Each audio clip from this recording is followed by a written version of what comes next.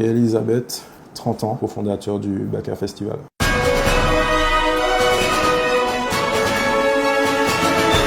Alors, le Baka Festival est né véritablement en 2013, d'une volonté commune de jeunes entrepreneurs martiniquais qui chacun de leur côté organisaient leur événement. De notre côté Mike Cartel et de notre côté Doucine.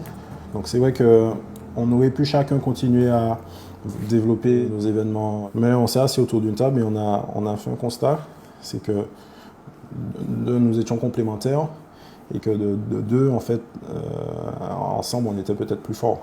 Donc pour créer ce qui pour nous manquait dans notre pays, c'était un festival, on va dire, multiculturel, vraiment axé sur la culture caribéenne et qui nous permettrait de mettre en avant notre culture différemment de ce qui se faisait déjà à l'époque.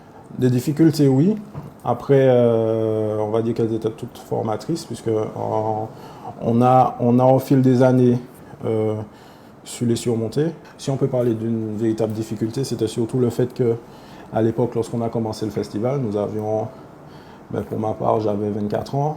Donc c'est vrai que pour un politique ou peut-être un propriétaire de lieu, c'était peut-être difficile de faire confiance à des jeunes qui venaient leur annoncer qu'ils avaient pour projet de faire un festival.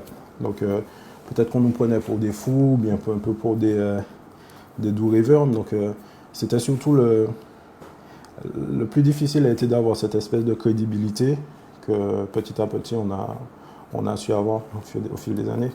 En présentiel sur le site en lui-même, on va dire que c'est aux alentours de 10 000 personnes jour. On va dire que c'est un festival qui de plus en plus fédère autour de lui. Donc c'est vrai qu'il y a les participants, mais au-delà de ça, on peut aussi rajouter tout l'aspect écotouristique que le festival génère. Donc c'est vrai qu'au-delà du présentiel, des participants même du festival, on a tout un ensemble de personnes qui gravitent autour du festival, qui profitent aussi, je pense, du festival, qui fait qu'aujourd'hui, on ne peut pas véritablement parler de chiffres précis, mais en tout cas, on peut dire que c'est aujourd'hui un festival qui génère, on va dire, en tout cas, une population de plus de 10 000 personnes.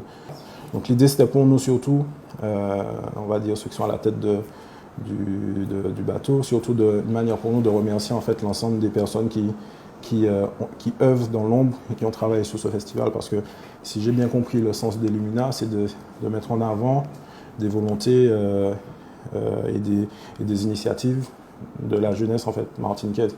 Donc si on parle d'initiatives de la jeunesse martiniquaise, je pense que ce festival reflète véritablement cela, puisqu'il n'y a que des jeunes qui travaillent sur ce festival.